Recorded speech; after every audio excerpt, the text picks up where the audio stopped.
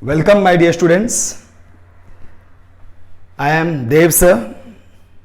Dev नाम बहुत छोटा है. So we are about to be on the last topic of chapter light. Light, reflection and refraction of light. We have understood reflection, we have understood refraction.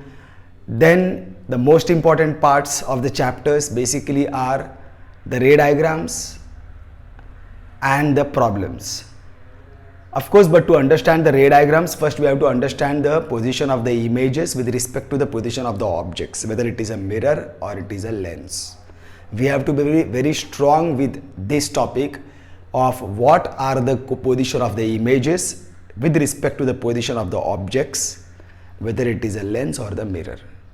Only when you understand this, you will be able to draw the ray diagrams. Only then the position of the images will come exactly at that point where they are expected to be. First you should know where they are expected to be. Once you have understood these two things together nicely, properly, then we have to understand the sign conventions. Sign conventions we have to understand. Sign conventions are the same what we have understood before. Please go through the video again. It's going to be same. Object distance from the lens or the mirror, whatever it is, when you go from the object, from the lens towards the left hand side, it is going to be negative. If you go towards the right hand side, it is going to be positive. From the principal axis, if you go upwards, it is positive. If you go downwards, it is negative. Fine. I hope you all are familiar with this because we have covered mirror, the problems based on mirror. So these all things are going to be same over here. Except what happens is that because of these sign conventions, we have to understand that concave mirror, convex mirror, the focal length will change. See, concave mirror, in case of concave mirror, the rays parallel to principal axis converge in front of the mirror, hence the focal length over here is negative. Concave mirror, the focal length is negative. But same thing when you talk about the convex mirror, because it is a diverging mirror, this focal length, they appear to come from a point on the mirror, on the principal axis, which is on the other side of the mirror, and hence the focal length of the convex mirror is always positive. Similarly, when you talk about the lens, the rays parallel to the principal axis converge on the other side of the mirror at the focal point. So that's why the focal point over here is on the other side of the mirror, that is, you go towards the right hand side. So the focal length of the convex lens always is positive, and because of the same reason, the focal length of concave lens is negative. Fine? You all are getting this? Actually both are same. Concave mirror, concave lens, focal length is negative. Convex mirror, convex lens, focal length is positive. Fine? And of course the object distance is going to be negative for everybody because object is always kept on the left hand side of the mirror. But definitely the image distances will keep on changing, because when it is on the right hand side, it is going to be positive. When it is on the left hand side, it is going to be negative. Fine. Now after this, magnification definitely is going to play the same role. When the magnification comes negative, it means the image is inverted. That's all. And because the image is inverted, the image has to be real. Fine. That is the case whether it is a concave mirror or whether it is a mirror or it is a lens. It is going to be same. But now what changes further is the formulas. Formulas change. Mirror formula,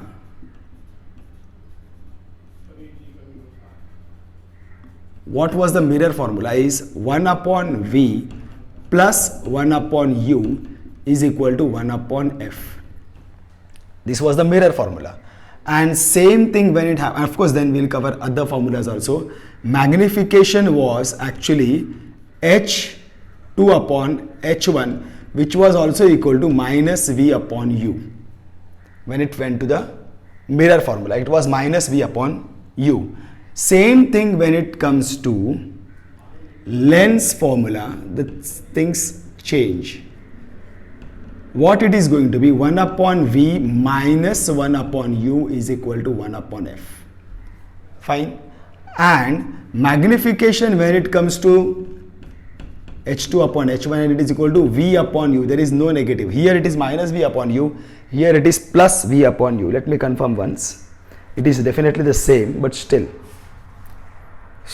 confirmation is always nice. Okay, right. It is right. Fine. Magnification is in this way. Okay, my dear students. So these are the formulas. Now the other one more formula is applicable over here in the case of lenses, which is not in the case of mirror, is the power of lens.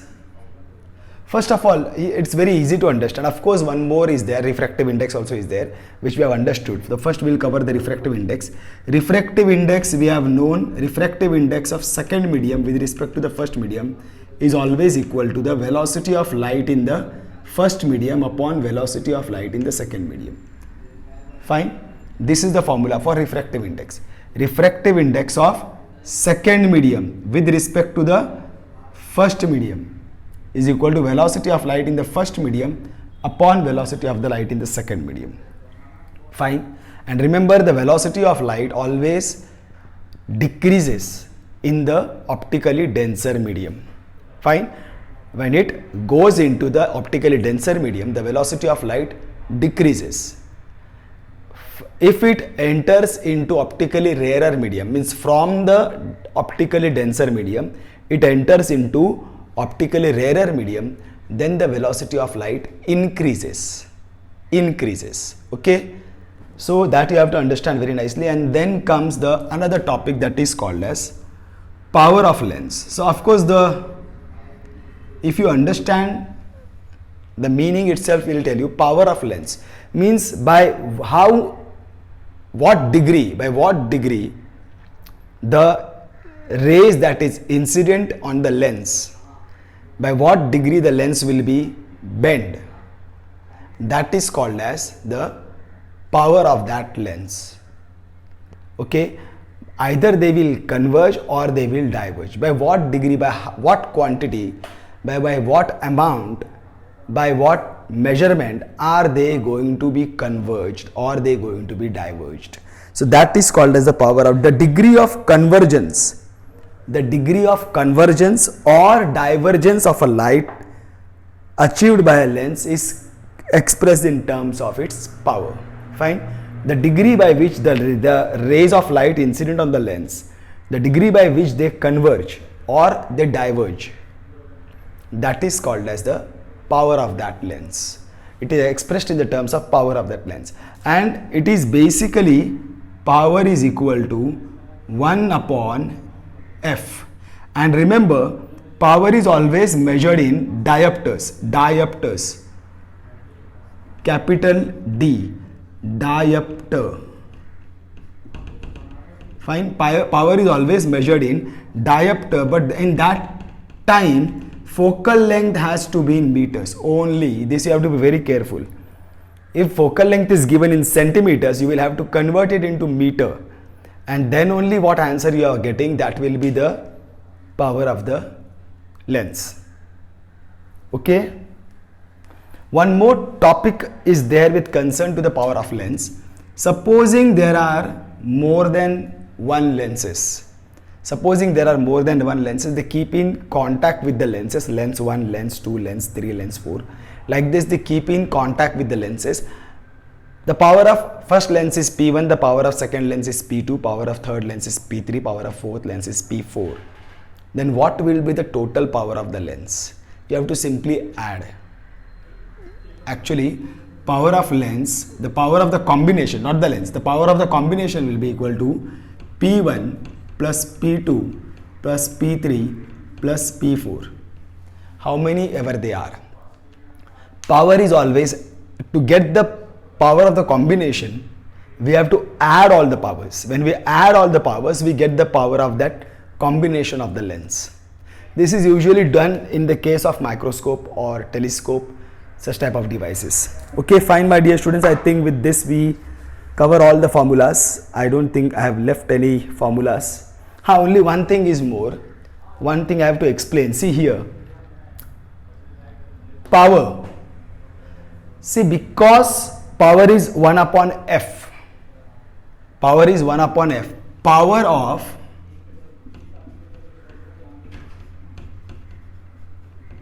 convex lens is always positive. Actually, I should have asked you the reason behind this, but that is the problem of these type of learning. It is a one-way communication. You have to actually answer why power of convex lens is always positive.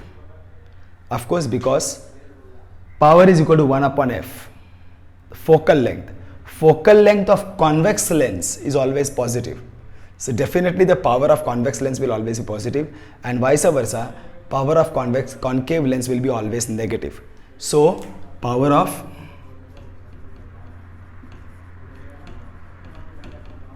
concave lens is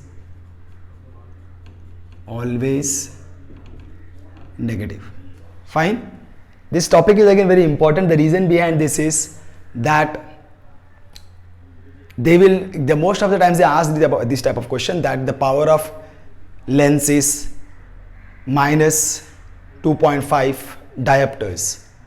So what is the type of the lens that is used? Now because it is minus 2.5 diopters, the power is negative, therefore the lens used is concave lens. Okay, so with this I think I have covered most of the topic that we are needed to. Now what I'll do is that, should have written it over there. Fine, this I'll just rub now. Fine. If you want, you can take a screenshot of that. Actually you should have taken of that previous also, but still at least this one.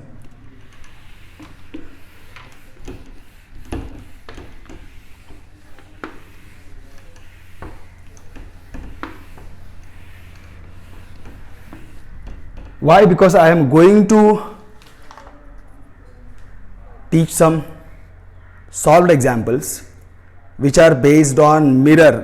Mirror I have finished. Now based on lens. See here, what are they asking us? The first topic is, first question.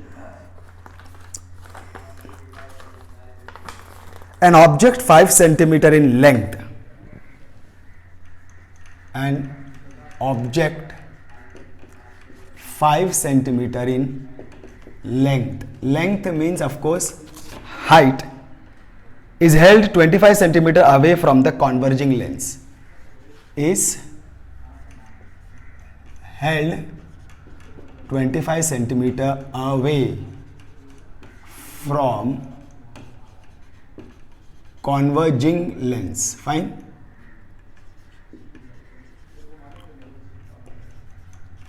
From converging lens of focal length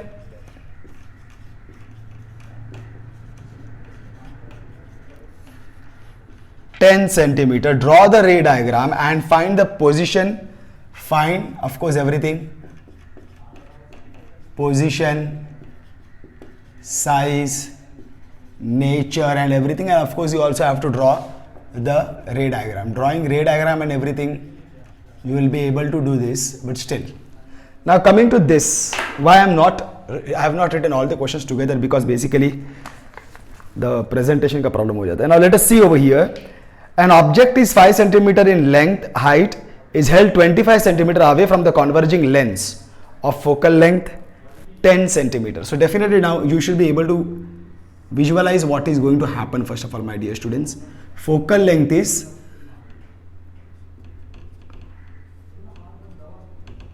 this is 25 centimeter. Fine. Focal length is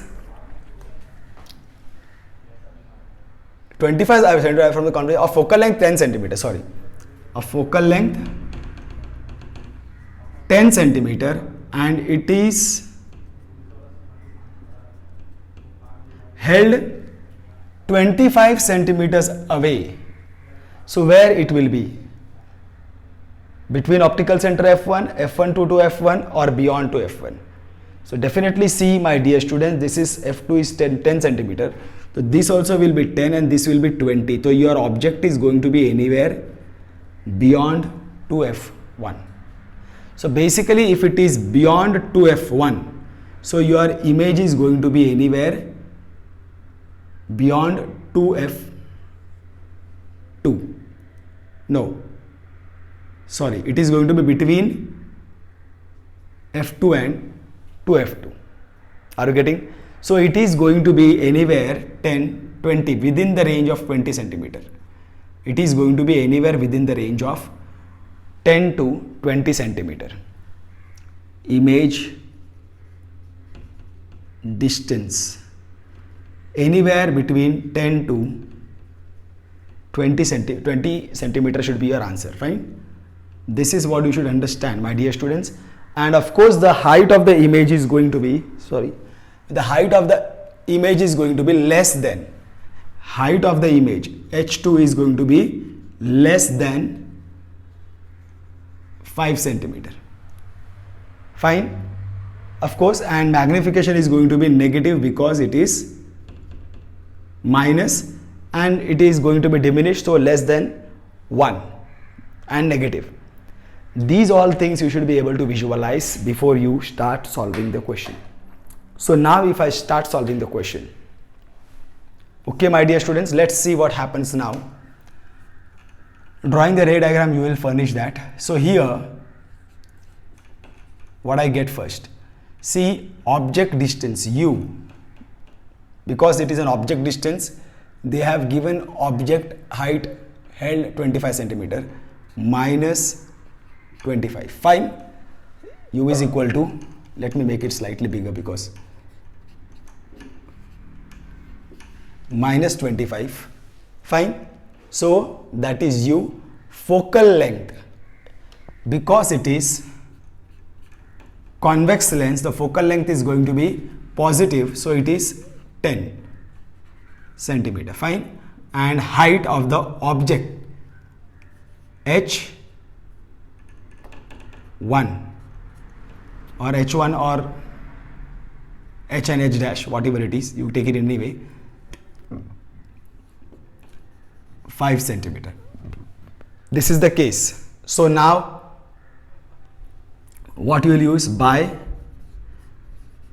lens formula. What is the lens formula? 1 upon V minus 1 upon U is equal to 1 upon F.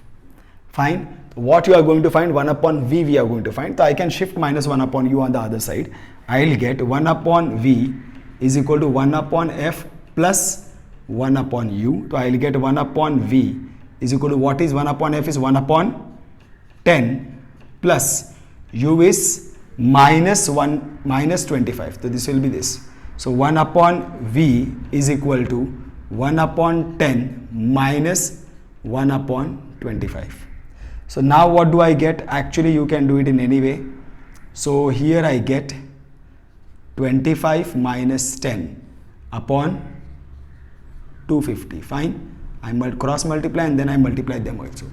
So coming over here, now what I get is 1 upon V is equal to 25 minus 10 will give me 15 upon 250. Fine. So this will be 5 3s are 5 50s are. So I get V is equal to, I will reciprocate both the sides, 50 upon 3. So if I go to find 50 upon 3, 3 1s are 3, 6s are 18, 2 0 8, 16.6, 666, so I will make it 16.67. Fine. So V is going to be equal to 16.67 centimeter. Fine. Now here it has come positive. It has come positive, definitely. Now your image is going to be positive, right? Because it is on the right hand side. So here, since V is positive, image is on the other side of the lens. Fine. So we have got the position of the image. 16.67 centimeter is C, between 10 and 20. So that means we are going right. It is between 10 and 20 and positive. We have got the position of the image. So position of the image we have got. Now what stays is the height of the image and the magnification. Magnification I will take first. Magnification is going to be V upon U, because it is a lens. It is plus V upon U. So magnification is going to V upon U. V is equal to 16.67 upon U is what? 25, minus 25. See now, minus 25. So this you will have to calculate, my dear students. I really forgot my mobile. Do they have an answer on this? This is a tedious one. Of course it is going to be right anyhow. 16.67 upon 25, it is right. It is going to be somewhere minus 0.66. This is going to be negative because plus minus minus, divide this properly, you will get minus 0.66 or 0.67, whatever it is. So of course magnification is negative. Magnification is M. Magnification is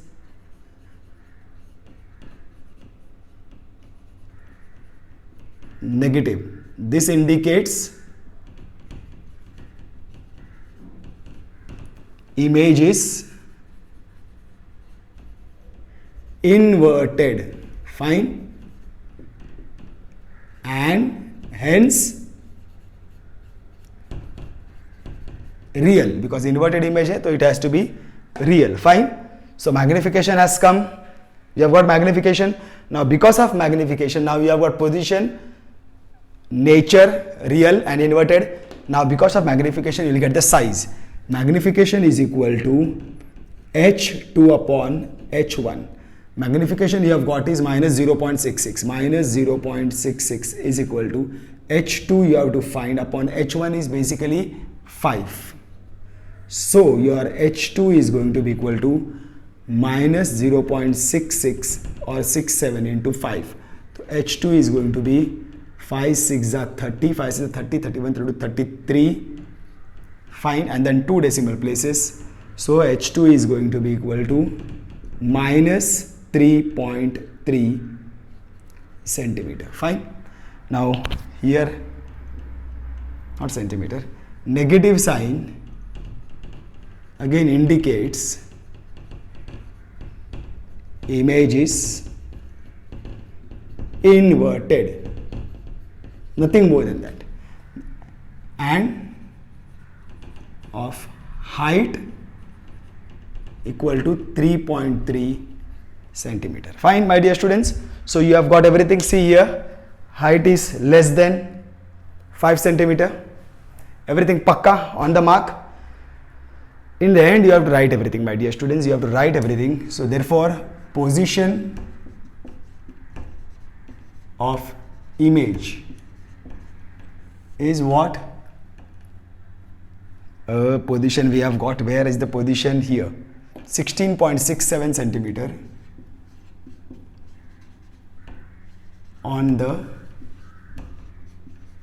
other side of the lens. This is going to be the position of the image. Nature of image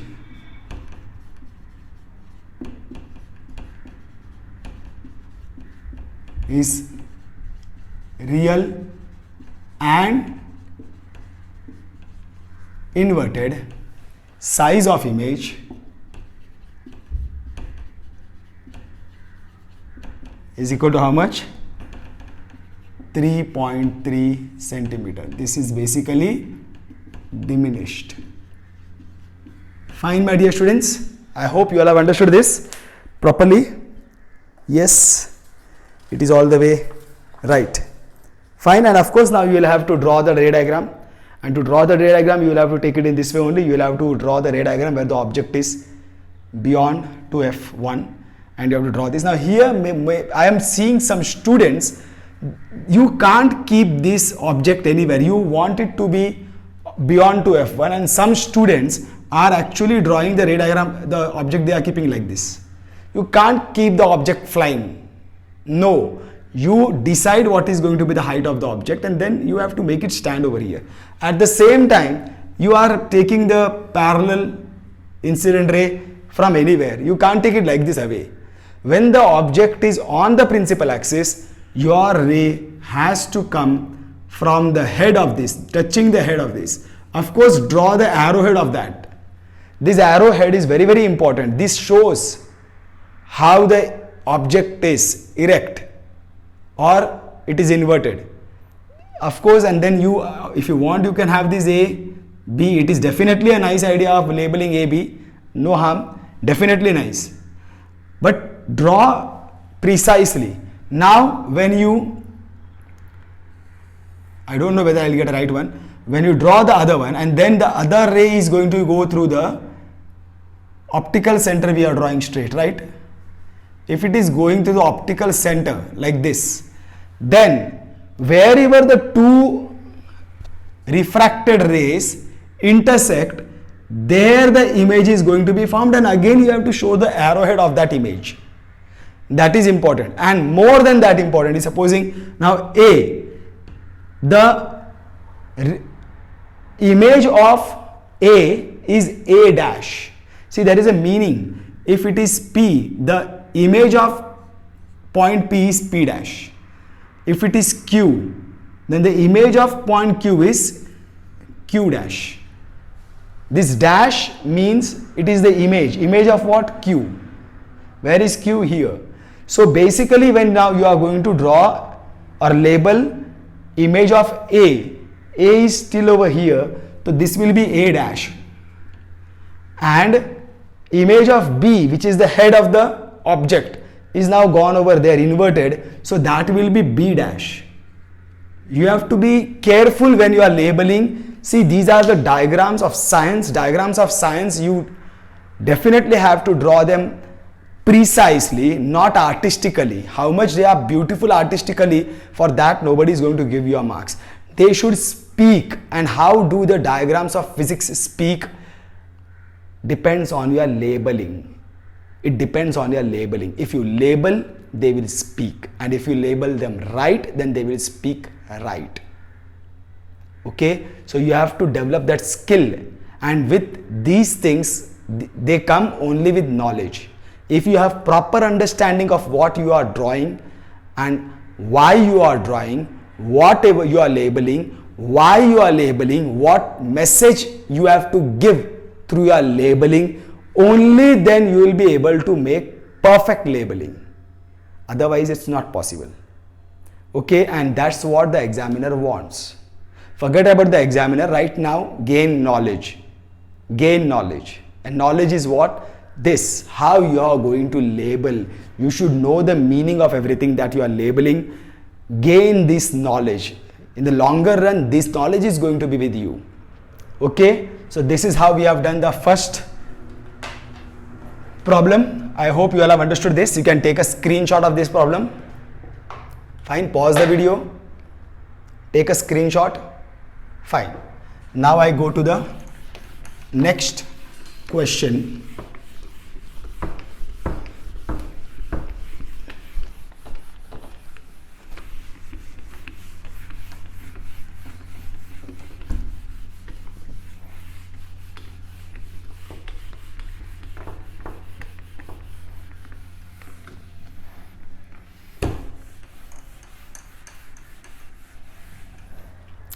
Now, what is the next question asking me?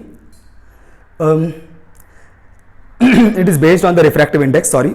Light enters from air to glass having refractive index, glass having refractive index 1.50. Light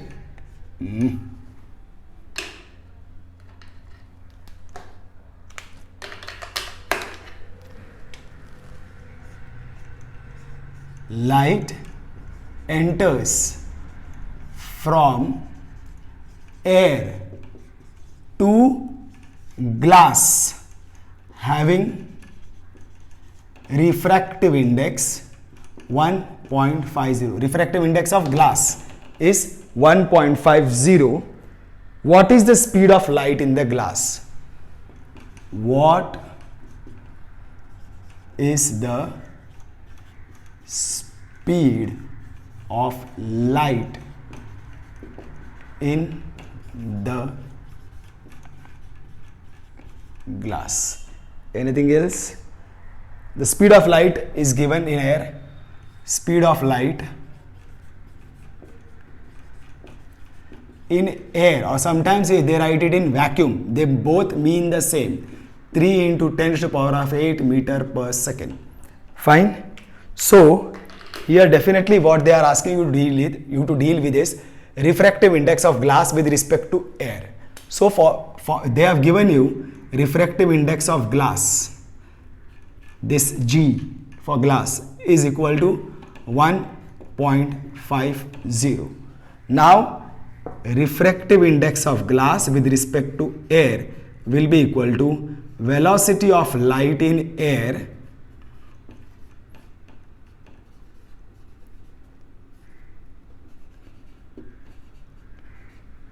upon velocity of light in glass, because you are talking with respect of refractive index of glass. So here they have given, of course now you know the value of this, you know the value of this, you have to find the velocity of light in glass. So you will bring this velocity of light in glass over here, refractive index of glass over there. So you will get velocity of light in glass is equal to velocity of light in air upon refractive index of glass with respect to air. So this will become velocity of light in glass is equal to velocity of light in air is 3 into 10 raised to the power of 8 upon 1.50, 1.5. So this is going to be 1.5, 2s are, so velocity of light in glass is equal to 2 into 10 raised to the power of 8 meter per second. See, it is reduced because glass is optically a denser medium with compared to air. That's why the velocity of light in glass will reduce. Fine, my dear students. Let me see what is the next question. Okay, I can carry on. Find the power of concave lens of focal length 2 meter. Find the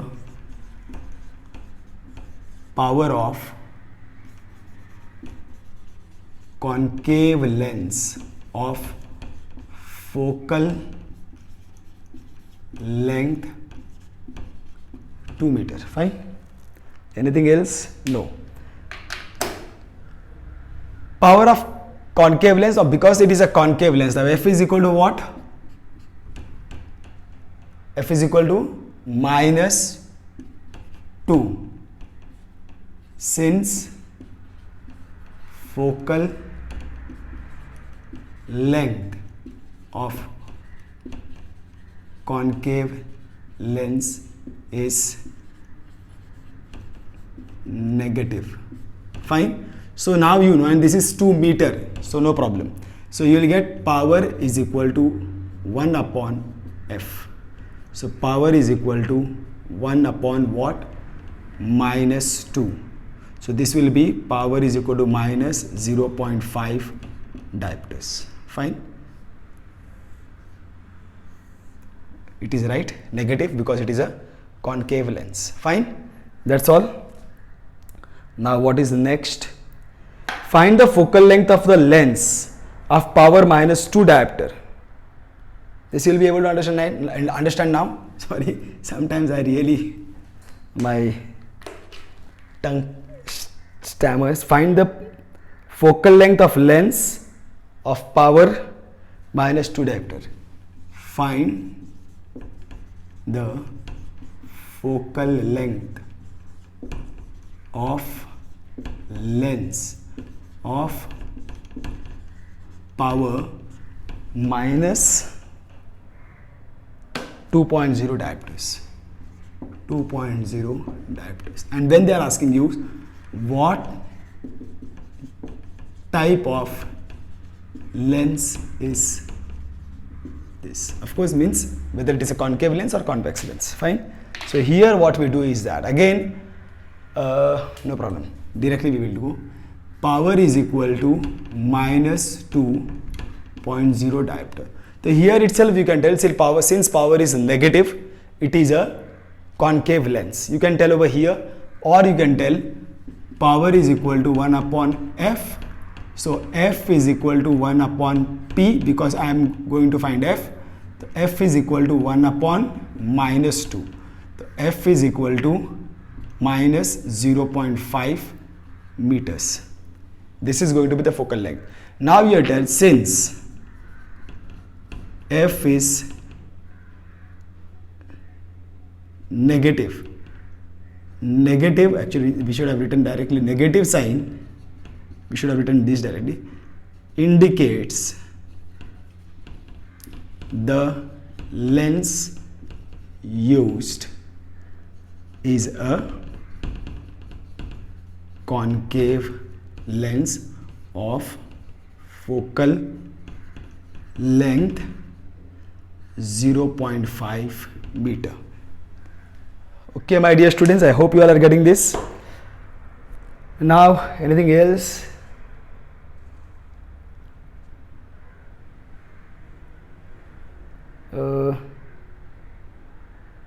Mirror.